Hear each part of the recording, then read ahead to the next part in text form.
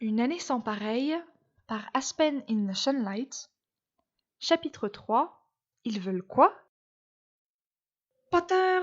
Commença Rogue, le ton horrible de sa voix faisant probablement paraître la chose pire qu'elle ne l'était vraiment. Toutefois, presque aussitôt qu'il eut commencé, le maître des potions stoppa sa lecture. Sa lecture à voix haute, du moins. Harry le regardait, furieux au point que sa vision s'embruma quelques instants avant de revenir à la normale. Malgré cela, il était sûr, enfin presque sûr, que Rogue avait jeté un coup d'œil sur le reste de la lettre avant de la replier, le bruit du papier résonnant dans le cachot, et de la replacer dans l'enveloppe tachée. Le regard d'Harry passa de furieux à étonné. Rogue allait vraiment laisser passer une opportunité d'humilier Harry Potter? Bien sûr, raisonna Harry, il ne savait pas ce que la lettre disait. Peut-être était-ce quelque chose que Rogue ne pouvait pas lire tout haut en classe, qu'importe à quel point cela pourrait faire du mal à Harry. Peut-être que la lettre était de son oncle Vernon, et qu'elle contenait quelques-uns des adjectifs odieux auxquels il avait été habitué avec les années. Des expressions telles que « espèce de foutu petit monstre » n'étaient pas vraiment appropriées, n'est-ce pas? Pas même dans les cachots. De toute façon, Rogue semblait avoir abandonné l'idée de lire le reste de la lettre tout haut.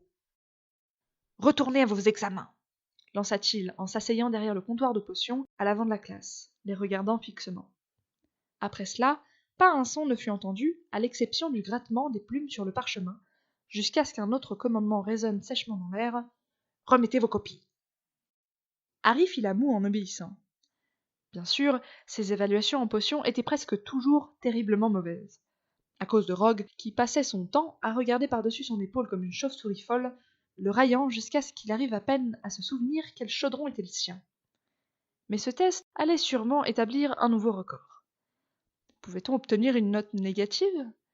Cela ne devrait pas être possible, mais si les réponses étaient suffisamment stupides, raisonna Harry, Rogue pourrait enlever suffisamment de points pour réaliser cet exploit. Il commença à empiler ses manuels, se demandant pourquoi, au juste, il prenait la peine de continuer à suivre le cours de potions. Qu'est-ce que cela pouvait bien faire que son buse, noté par un examinateur neutre, ait été jugé optimal? Ça ne faisait aucune différence pour Rogue. Si Harry avait pensé que les années précédentes avaient été difficiles, eh bien ce n'était rien. Il n'avait pas su à quel point Rogue pouvait être atroce et mesquin, mais il le savait à présent. Rogue était déterminé à rendre à Harry la monnaie de sa pièce pour l'incident de la pancine. Rien n'avait d'impact sur Rogue à ce sujet, pas ses excuses après coup qui avaient été sincères, ni même le fait qu'il n'ait soufflé mot à personne de ce qu'il avait vu. Sauf, c'est vrai, à Sirius. La seule chose pour laquelle il suivait toujours le cours de potions était que c'était un prérequis pour l'admission au programme de formation des aurores. Peu importe ce que Rogue lui faisait subir en classe, il n'avait pas son mot à dire quant aux aspics. Contrairement au contrôle en classe, les examens officiels de sorcellerie n'étaient pas évalués par un horrible maître des potions au nez crochu et aux cheveux gras. Il n'avait fait qu'un pas vers la porte, son sac à l'épaule, lorsque la convocation arriva. « Restez après, monsieur Potter !» Harry revint sur ses pas, hésitant, jetant un coup d'œil à Ron et Hermione. Il secoua un peu la tête quand ils lui firent signe qu'il pouvait rester en cas de besoin. Rogue connaissait bien le truc. Mieux valait lui faire face maintenant afin de s'en débarrasser le plus rapidement possible. « Monsieur ?» Rogue leva les yeux des examens qu'il empilait, son expression neutre bien que ses yeux restaient intenses. Avant de parler, il protégea la porte en sifflant silencio, brandissant sa baguette dans un arc qui englobait toutes les fissures autour des solides moulures de bois. « N'oubliez-vous pas quelque chose, monsieur Potter ?» Harry était si déconcerté qu'il aurait pu s'en gratter la tête. Puis cela lui revint. « Oh, vous voulez dire la lettre ?» Le regard du maître des potions devint encore plus intense, si une telle chose était possible. Mais étrangement, sa voix s'adoucit, et pas de la manière menaçante qu'il utilisait parfois. Elle semblait presque compatissante, bien qu'Harry était persuadé que ça ne pouvait pas être le cas. « Oui, je veux dire la lettre, jeune idiot. Pourquoi n'êtes-vous pas allé voir le directeur à ce sujet ?» La gorge d'Harry se resserra. Il ne savait pas trop quoi répondre. Voir le directeur? Mais pourquoi ferait-il une chose pareille? Qu'est-ce que cette fichue lettre disait au juste? Je ne crois pas que c'était la chose à faire, monsieur, il offrit finalement, puis recula rapidement d'un pas lorsque Rogue s'avança sur lui. Qu'est-ce que vous avez dit? Je. En fait, il semble que. Cessez de déblatérer, ordonna soudainement Rogue, le regardant directement dans les yeux. Vous êtes encore moins cohérent que d'ordinaire, Potter, et croyez-moi, c'est tout un exploit de votre part. Harry soutint son regard, résolu à ne pas admettre la vérité, qu'il n'avait même pas lu cette stupide lettre. Rogue poussa un soupir, résigné, et ce fut à ce moment qu'Harry se souvint que Rogue était un Legilimens accompli. Même sans baguette magique et sans sortilège invoqué, il avait suffisamment compris les pensées de Harry pour tirer ses propres conclusions. Malheureusement, ces conclusions n'étaient que trop exactes. « Quel petit ingrat vous êtes !» remarqua Rogue. Le commentaire dit avec une précision mesurée, et pas avec le sarcasme mordant auquel Rogue l'avait habitué.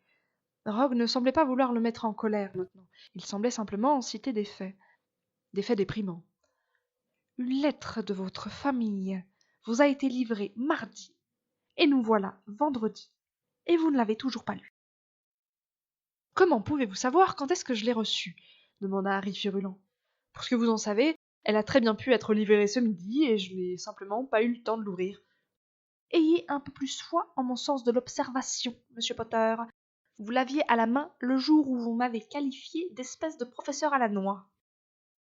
Harry resta bouche bée un instant, avant de reprendre suffisamment ses esprits pour tendre la main. Il espérait qu'elle ne tremblait pas. C'était ridicule. Il était capable de vaincre à lui-même un basilic, mais il ne pouvait s'empêcher de reculer face à cet homme.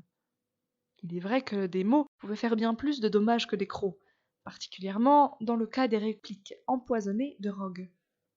S'il y avait une chose en laquelle le maître de potions était un expert incontesté, c'était l'art de l'insulte. « Est-ce que je peux avoir ma lettre, monsieur ?» « Les excuses seraient appropriées, d'abord, » ordonna Rogue d'un ton impérieux, croisant les bras, « pour cette remarque. »« Oh ouais, bien sûr, » murmura Harry, les épaules raidies par le ressentiment. Rogue l'insultait régulièrement. Est-ce que le professeur s'était jamais excusé? Mais si cela lui permettait de récupérer sa lettre, il pouvait se résigner à le faire. « Désolé, monsieur. »« Tout comme vos potions, à peine acceptables, » commença Rogue. « 10 points de plus enlevés à Gryffondor. »« Bien. Alors à propos de votre lettre, Potter, est-ce que vous avez l'intention de la lire ?» Harry ne voyait pas en quoi cela pouvait concerner Rogue, mais il ne voyait pas non plus l'avantage d'une autre confrontation, ou de la perte de points supplémentaires. « Oui, bien sûr. »« D'accord, oui. C'est bon. Peu importe. »« Je ne vous crois pas, » annonça Rogue. Ses yeux, qui pouvaient regarder directement dans votre esprit, le perçaient d'une sorte de colère noire qu'Harry n'arrivait pas à comprendre.